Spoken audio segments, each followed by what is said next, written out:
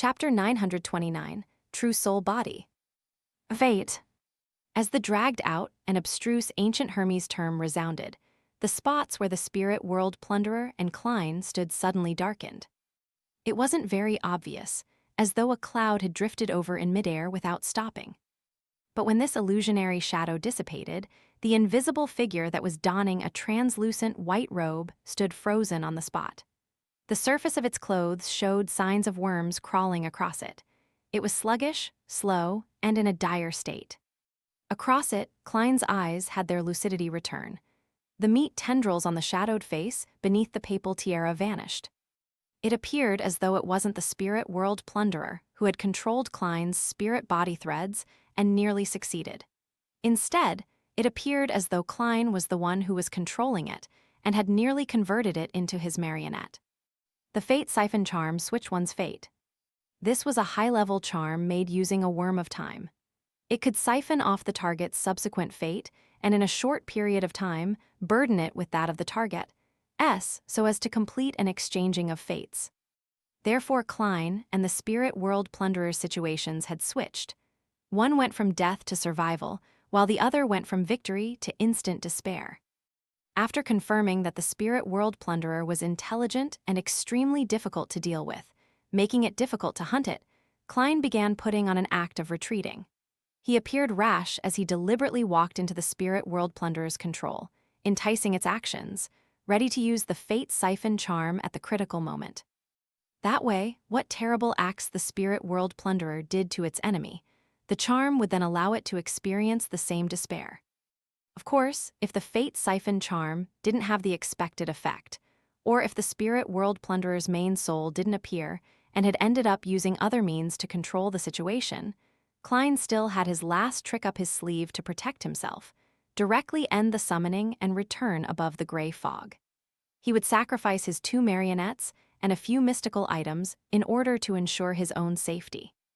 Without the time to marvel at how magical the Fate Siphon Charm was, or how terrifying angels from the Marauder pathway were, Klein didn't hesitate to raise the Sea God scepter high up before the swapping of fates ended. The dark blue papal robe flared up with the wind as the golden papal tiara emitted meshed blue and silver beams of light. At the tip of the white bone scepter, it shot out bolts of lightning that gathered into a ball before landing on the spirit world plunderer's body. A swath of silver color brightened up immediately, inundating the target, turning the surroundings white. Once, twice, thrice, Klein continuously triggered terrifying lightning balls, expending his spirituality without holding back. Finally, he heard a roar that seemed to stem from the depths of one's soul, as he instinctively sensed that his target had collapsed and dissipated. Only then did Klein lower the Sea God scepter and watch the silver lightning sizzle away. At that moment, his entire spirit body had turned rather illusory. Even with the tyrant's augmentation, it didn't seem real. As the lightning dispersed, the invisible figure in the white translucent robe appeared once again in Klein's sight. Flickering light emerged from within as the spirit world plunderer's body cracked, turning into countless illusory bubbles that disintegrated bit by bit. The tyrant had succeeded in the hunt. At this moment, deep within Calderon City, there was a sudden quake. It was as though a massive creature had awoken as a result of the spirit world plunderer's death, or that countless dangerous creatures were surging out. The indescribable feeling combined into a swath of illusory grayish-white, and like a tidal wave, rose up from the bottom. Other spirit world plunderers? No, it appears to be a more terrifying and horrible creature. A being that the spirit world plunderer attends to. Also, in Calderon City's core region, at the end of the deep pit, it's still as silent as ever. There's no sound at all, making it more horrifying. Klein pumped himself up as he diverted some attention in order to monitor the situation inside Calderon City, as he anxiously waited for the spirit world plunderer's characteristic to appear to form an ingredient. He wasn't relishing in the delight of a successful hunt, but was pacing about anxiously at the edge of the abyss. During this process, Klein got Enzo and Ludwell to stay close to him. He threw the Sea God scepter to the former so as to escape the state of irascibility. He began considering how to deal with the subsequent development with a clear mind, as well as consider whether he had missed out on some other details. As the thoughts flashed in his mind, Klein suddenly recalled something.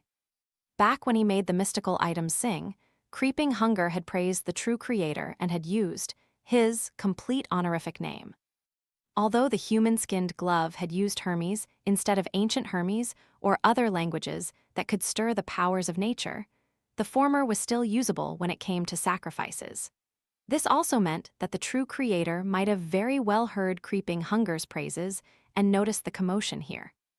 Apart from the rising grayish-white tide and the terrifying creature deep down in the city, there are other dangers. Wait, I'm now a spirit body, equivalent to a wraith. I'm not in my normal state. Just as Klein's mind thought of something, his spiritual perception was triggered as he instinctively cast his gaze at the entrance to Calderon City. The lights there flickered as a figure entered. The figure was wearing a simple and ordinary linen robe with a head of silver hair. He was a handsome man with soft facial features. His eyes were gentle with some hints of coldness. It was as though he was observing the fates of everyone in the world like a spectator. Behind him, there were beams forming illusory layers of pure wings. They spread outwards, blocking the entire entrance. Klein nearly hissed through the gaps in his teeth as a series of titles and names flashed across his mind. Ouroboros, Tail Devourer, Angel of Fate, King of Angels. He didn't have the luxury of time to consider the possibility of his previous thought. His body expanded as though it was incorporeal, enveloping his marionettes, Enzo and Ludwell, the yet-to-appear characteristic, and the spirit world plunderer's remnant bubbles within. At this moment, Ouroboros's silver eyes already had the distant figure in his sights. It was a figure wearing a papal tiara and a dark blue robe, exuding extreme oppression and tyranny. There was a grayish-white fog that had been blurred by the tyrant's aura. A river of flickering light appeared in his eyes, seeming to circle the tyrant figure and the periphery of Calderon City. Silently, the square houses and the pale white columns stood up again, despite being destroyed by the lightning storm from before. The charred legs of the giant blacksmith once again possessed a body as he appeared inside the tomb, striking at the anvil. All of this returned to what it was like shortly after the tyrant stepped in. However, Klein in his pontiff attire had vanished. His two marionettes, along with the remnant bubbles of the spirit world plunderer, had vanished as well. The corresponding figure was unable to return as the rebooted scene shattered, turning back to the desolate state after the battle. Tail Devourer Ouroboros watched silently for a long while before making a move. The grayish-white swath that rose up from the depth of Calderon City slowly receded back down. Above the gray fog, Klein slumped in the high-back chair of the fool in exhaustion. He wasn't even able to get Enzo and Ludwell to massage him. He had already thrown the Sea God Scepter back to the junk pile. The Tyrant card had left his soul body and was placed facing down beside the Black Emperor card. The Spirit World Plunderer's bubbles were floating ahead, with the Beyonder characteristic constantly seeping out before combining with the points of light. After resting for a while, Klein saw grayish-white powder fall onto the modeled table's surface. Following that was a transparent item that seemed weightless. The item was the size of a palm, formed by coiled maggots. It was almost shaped like a human, and its interior was filled with a colorless liquid. Bubbles often emerged, scattering black hints of light. Klein didn't dare to look at it carefully, as there was a more complicated structure in the weightless transparent object. They formed indescribable patterns and symbols that seemed to fuse knowledge, power, transformation, secrets, bizarreness, and madness within, making them no longer abstract. This made Klein feel very dizzy. His mind was even on the verge of breaking down, with his soul almost losing control. This is likely the true soul of the Spirit World Plunderer. I have the corresponding powder as well. There's about 70 grams, more than I needed. It's more than I expected. Klein nodded indiscernibly and stored the powder into a box. Together with the true soul body, he threw them on the junk pile and covered it with the gray fog. After completing this, he raised his hand to rub his temples and made a self-deprecating remark. If it wasn't for the Sea God Scepter, I probably would have had to leave Calderon City due due to the assault of the spirit world plunderer. I would then wait until I had helpers and could make the most solid of hunting plans so as to control the stirrings of the area to not alarm the unknown entity at the core region. Sai, I was rash the entire time. Although the outcome was fine, it really doesn't suit my character. It's also completely at odds with the seer pathway's acting. In the future, I should try to avoid using the sea god scepter in the outside world. The spirit world plunderer has been successfully hunted. There's no need for me to get Miss Sharon's help. In a few days, I'll write to her so that she won't be thinking over this matter. However, I have a premonition that I'll still be heading to Calderon City in the future. When that happens, perhaps I might still need Miss Sharon's help. In addition, I have to seek out information on Bizarro Baines. I can't put all my hope on the City of Silver. Amidst his thoughts, Klein directly returned to his body, without bringing his marionettes. He ended the ritual and headed straight for bed, falling asleep the moment his head hit the pillow. Escaped, Sost looked at the man opposite him and asked Dolly Simone, who was carrying out a spirit channeling. They had just finished their operation and had captured a few numinous episcopate members.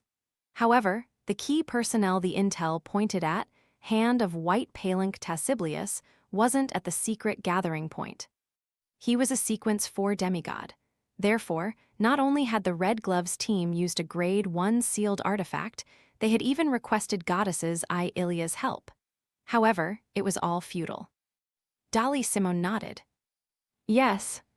She then looked at the captive, suddenly speaking with an ethereal voice. Where did Palinc Tassiblius go? He said he was going to meet someone. The numinous episcopate member answered slowly. Who is that person? Dolly Simone pressed. Leonard Mitchell and company also cast their gazes over. The man who was being spirit channeled answered with an unperturbed voice. In Si Zangwell.